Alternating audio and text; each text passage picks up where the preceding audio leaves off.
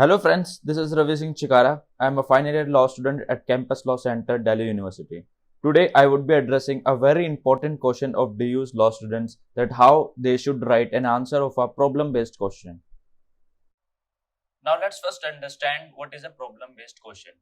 As you can watch on the screen, few questions that I have taken from an IPC question paper of the year 2021. These are problem-based questions. In this kind of questions, a hypothetical situation is given and issues are framed. Students are then asked to solve these issues on the basis of existing laws and judicial precedents. Most of the time, these facts given and the issues framed match with the facts and issues of a case law provided in our case mat. After reading all the questions, you have to set an order in which you are going to attempt these questions. Now see, here you have to make a very clever choice. Write that answer first which you are most confident of. This for sure doesn't apply to OB, because in OB you cannot submit your answers in the order you wrote your answers.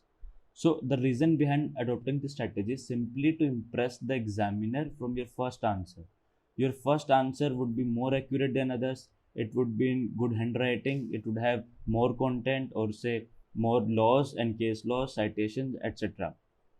If you would write the answer which you know the most in the end, there are high chances that you would not be able to complete it in the end. And surely you would not like that. It is better to leave the answer which you don't know uncompleted than to leave an answer which you know uncompleted. So quickly set an order in the decreasing order of content you have for these questions. Now it's the time you write your first answer. See, I have divided my answer in 4 parts: issue or issues in question, introduction, relevant case laws, and then conclusion. There can be other ways too in which you can write your answers and fetch good marks, but I personally like this format because it follows the pattern of a judgment by a court. So, if you have read judgments from case mats, you would have noticed that it is written in the same manner. A judge first discusses the facts, then frame the issues, then he discusses some relevant provisions, then judicial precedents, and in the end, on the basis of this discussion, he or she gives a verdict. That's why I, as a law student, consider this as a most suitable format. Now, let's discuss these parts one by one. Okay, friends, let's start with the issues in question. Here you have to pick only those facts which you deem relevant.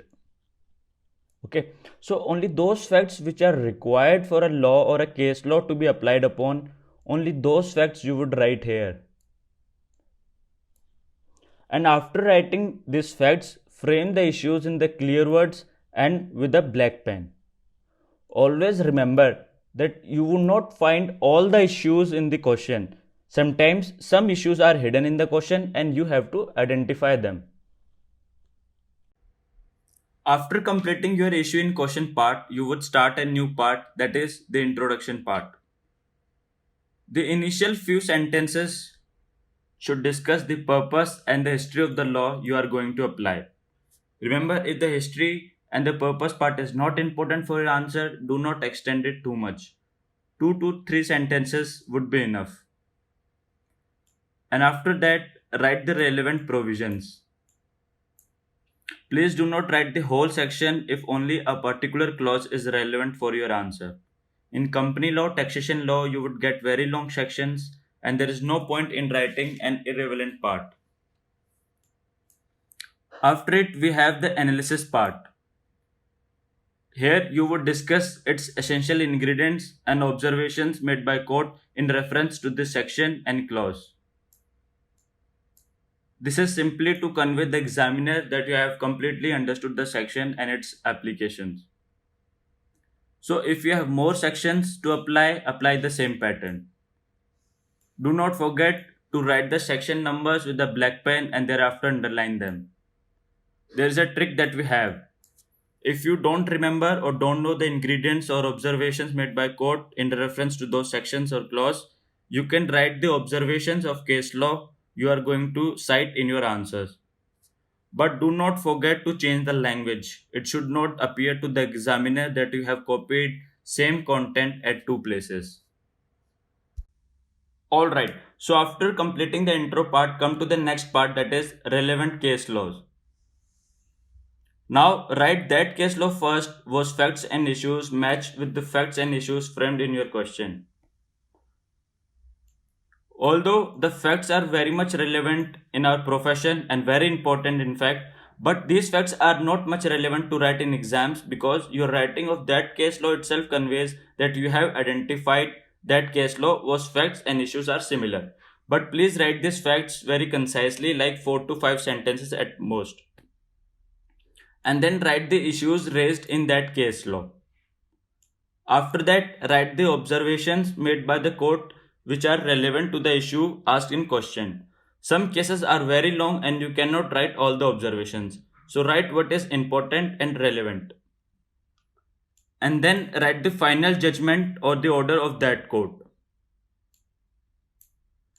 After this case law, you should cite other cases too. Here you would create the difference against other students. Cite 2 to 3 more cases and only write the observations. Remember, you have to write the case names with a black pen and do not forget to underline important observations by it.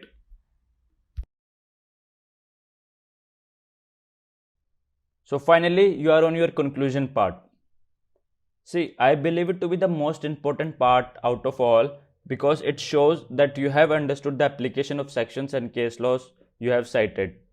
Without this, the examiner won't know whether you know the application of those sections and the case laws.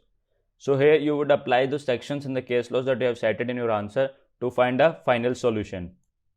So first you have to write the facts and you have to indicate to the examiner that which facts made you to apply those sections, and then you have to support your answer by the case law and how its observations apply directly to the facts given in question. Remember, you had written the facts initially as well in the beginning of the answer. Here again you would write few facts, but here you would be writing those facts along with the sections, that how they are fulfilling the essential ingredients. That's the difference that you would create here. And please don't forget to underline your final verdict by the black pen. Okay, so your answer is completed now. There are a few of my suggestions to you. The first is that it is not necessary that there would be only one answer. Sometimes facts are not sufficient enough to give one answer. In that situation, you can leave it open-ended, but do indicate the reason behind it. Secondly, two students can have two different answers. Everything depends upon how you justify your answer. Do not narrow down the area in which you are going to write your answer. Examiner would know what you actually want. Do not write the irrelevant content. 5 pages having the quality content would fetch more marks than 10 pages having irrelevant content. And yes, the same answer by two students may fetch different marks if they are examined by different professors.